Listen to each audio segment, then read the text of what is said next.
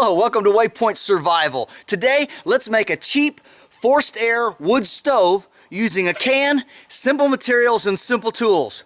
Stay tuned.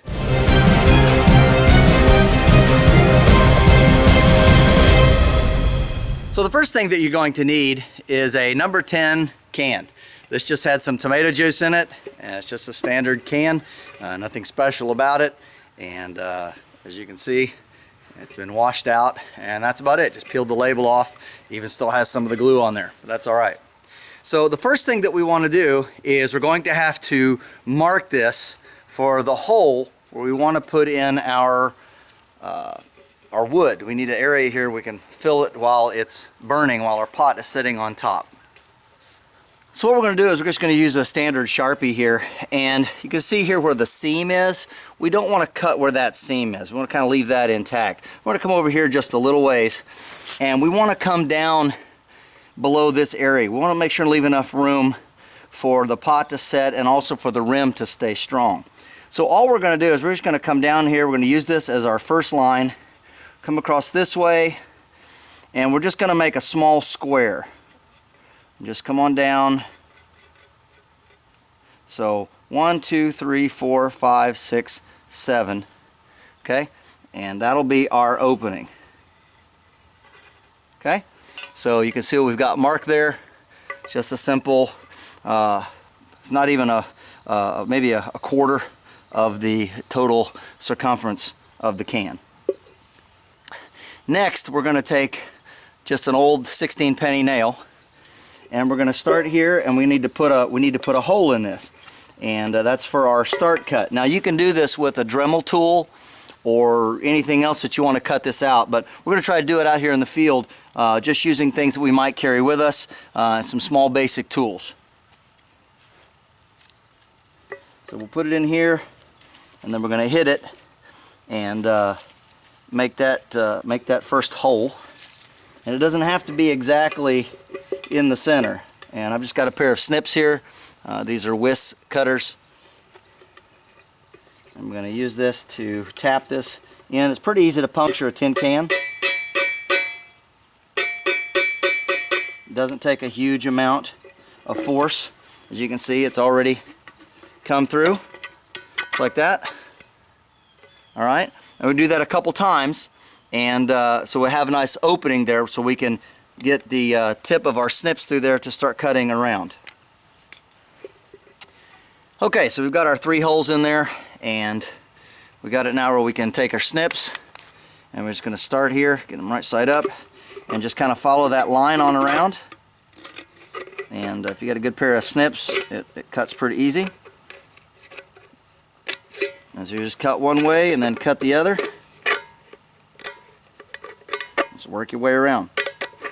Alright, I'll go ahead and finish cutting this square out, and when I get that done, I'll get back with you.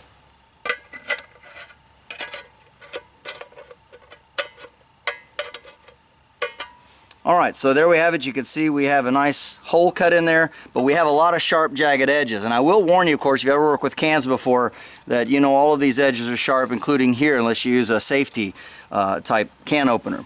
So what we're going to do next is we've just got a file, and for a lot of you that do bushcraft, you carry a file with you anyway, sharpen your axe and tools with. So all we're going to do is we're just going to do this, and we're going to file down those sharp edges. I'll do that and then get back with you when I'm done, because obviously that's a really annoying sound to put on the camera. Alright, so we got that done. These edges are fairly smooth. Now there's still going to be some sharp spots on it, so you do want to be careful. Now the next thing that we do to this can is we've got to put some breather holes in it. Now, this is for our stove. So what you want to do is you want to get what's called a church key. This is a can opener, bottle opener, and it's also used to, it's got this pointed end here for puncturing. And so go directly behind this hole. So if the hole is here, we want to be right here on the bottom and direct back with our very first one. So you just kind of set it, see where you want your hole in the exact center, and then you literally just take this and you punch it like that. And it makes a nice triangular hole in the bottom. Okay, directly behind, that's our first one. Then we're going to go just over here about an equal distance, and we're going to put 2 and then 3, like that. And then go to the other side of the hole again, about the same distance. And we're going to do 1 and 2 more. Alright, so there we have, you only need 5 holes. 1 in the very center, and then 2 to either side. 1, 2, 3, 4, 5. And don't worry about the little dents and things like that. It's not going to hurt anything. It's just a can. The nice thing about this is you can always make another one. So here's what it is from the front. This is, of course, where we'll feed the fire. This is the back, where we will get our airflow to the bottom, and of course the bottom will catch all the ashes and everything else. Alright, so that's the beginning of it. Now, for the next stage of our can is we've got to have something to set our pot or cup or whatever it is on so that it doesn't fall in, or so that it doesn't just block the flames from the top and smother. The flames will still come out this hole, but we won't get a good burn all the way around our pot. So what I have here is just some cast iron metal type strapping. And all we're going to do is we're going to figure out how far apart we want this to sit. So we don't really want it to be too big, so we'll figure about right here. Okay, and then we'll cut it halfway in this hole, and again we're going to use the same snips that we used before, and we'll just cut it here. Alright, just like that, knock the can off. But anyway, that's what we have, and this bends fairly easily, so we can kind of straighten it.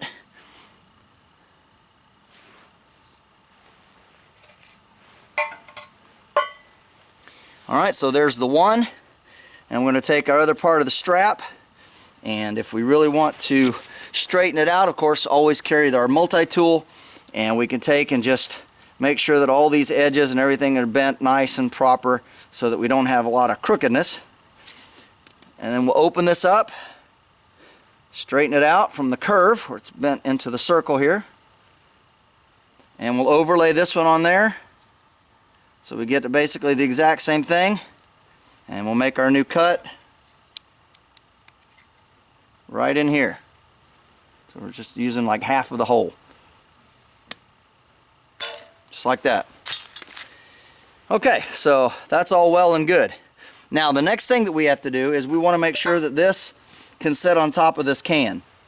And so what we do is we put this on here, and what we see is that these circular holes here, here and here, are almost exactly over top of where the rim is.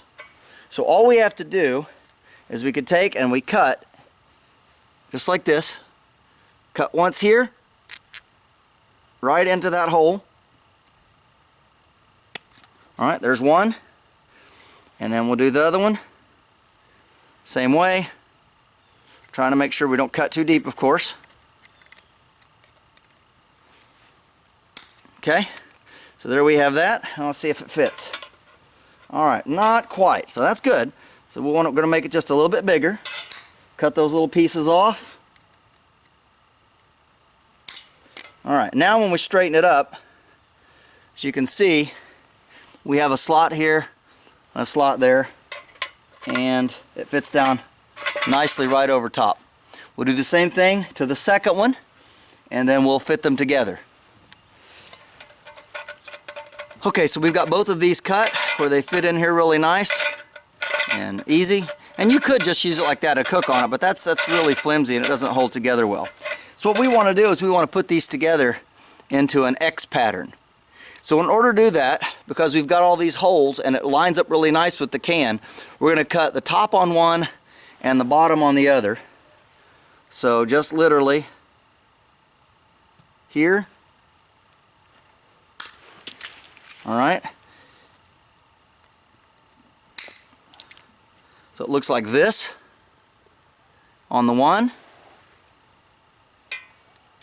and then the other one, we'll do that in the middle on the bottom.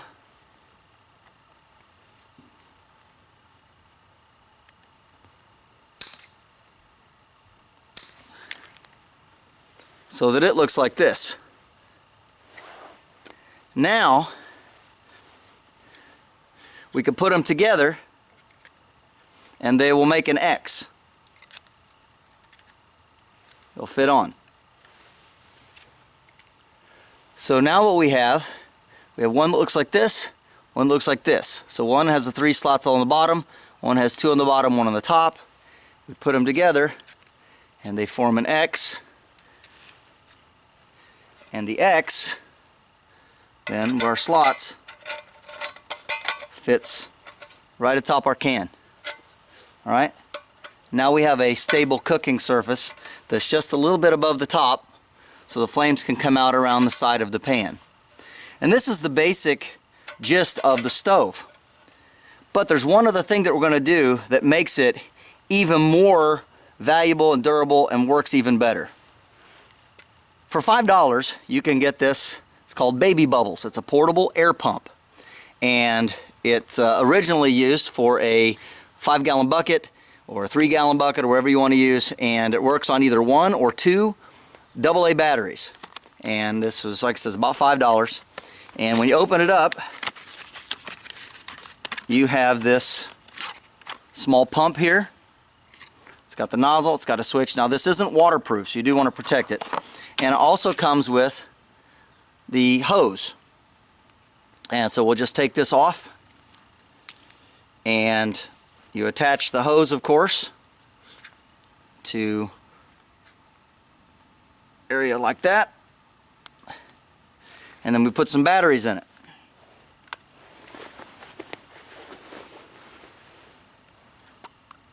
So just a couple of AA batteries, and it shows you down inside. They just fit down in here.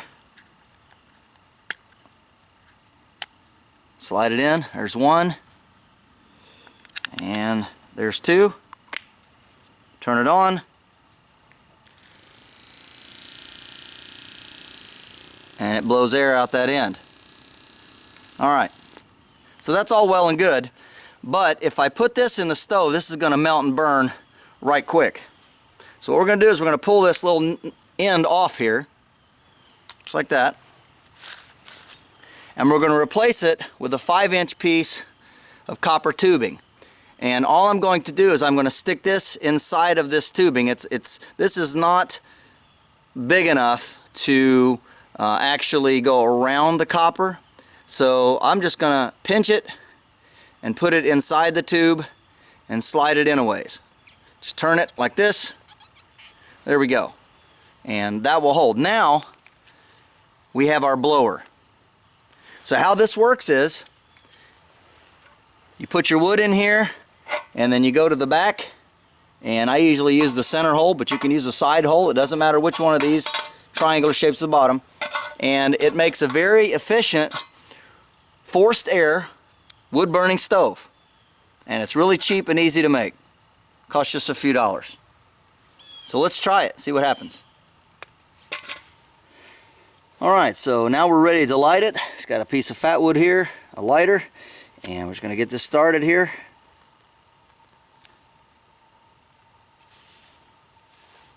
Get that burning good.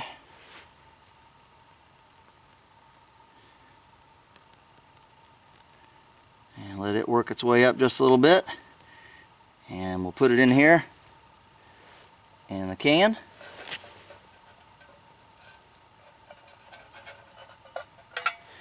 Let that get started. Got another piece of fat wood here. We'll just put that in there on top, like that. And another one. So that gets going good.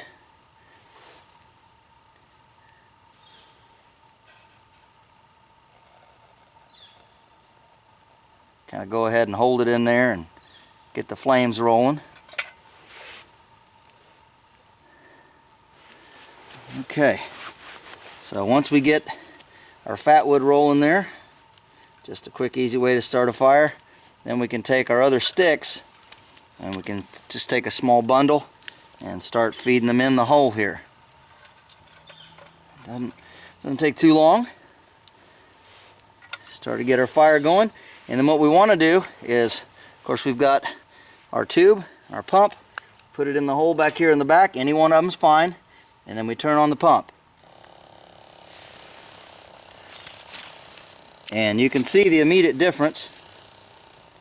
Alright, we've got our little pump running, and sometimes you have to wiggle the batteries a little bit, but we just keep feeding some sticks in the fire, and And this is just an excellent little forced air wood stove. It's very cheap to build, but very efficient. And then of course as it burns, you can add even larger type sticks.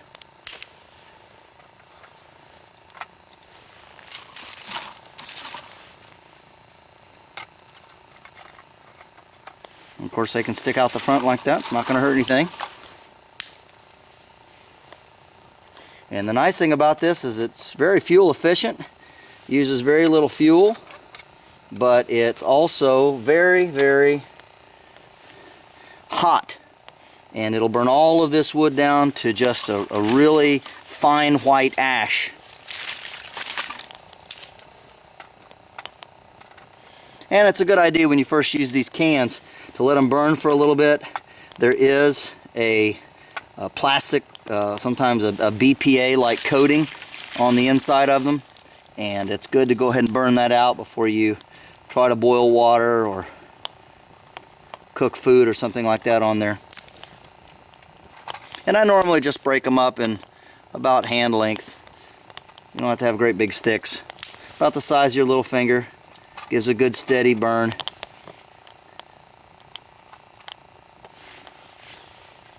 Alright, so let's get our cup here, put some water in, and let's get on a boil.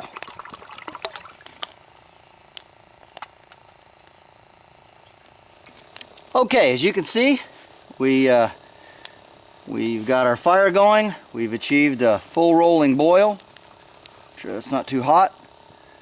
So it's doing really good. So we could pull that off. Got a little bit of ash here. And just set this down. Turn off our little bubble box. And I do want to warn you that you don't want to get this real far inside the fire because the heat will transfer and melt your hose. So always just put the very, very tip of it just in there, just a tiny little bit. And or you can just even lay it close as long as it's got the air blowing in there. But I'm going to put a little bit of hot chocolate here and enjoy this cool fall afternoon.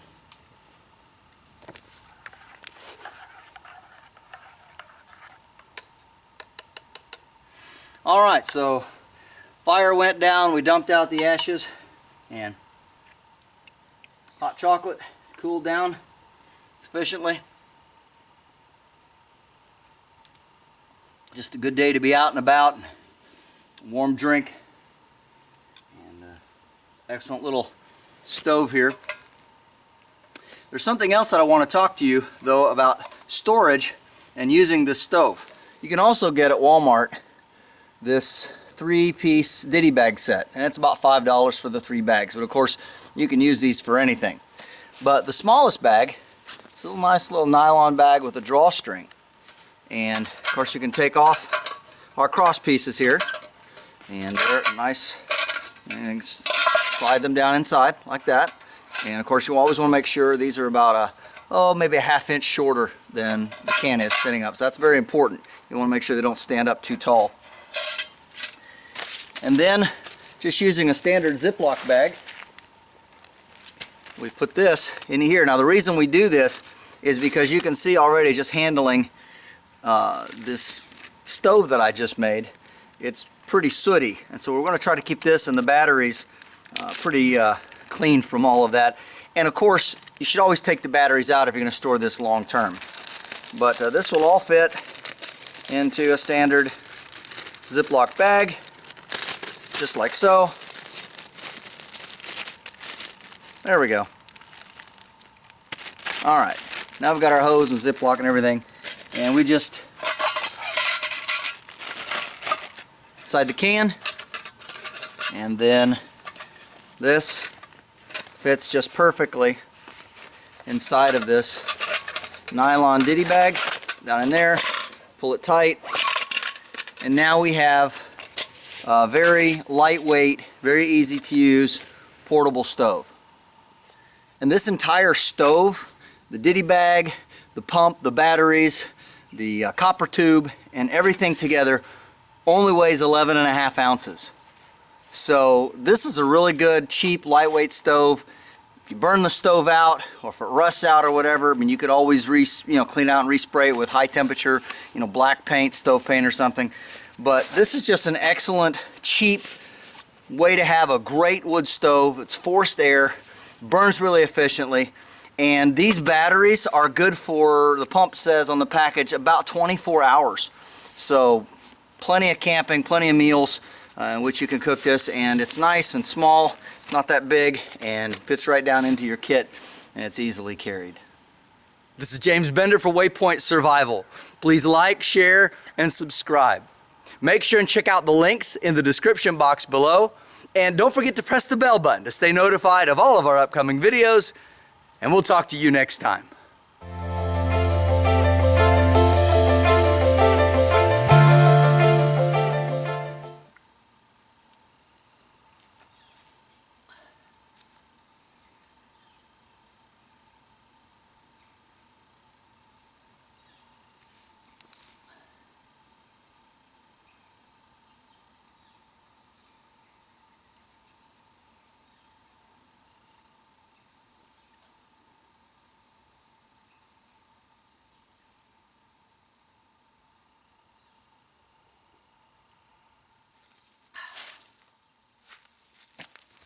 See you next time.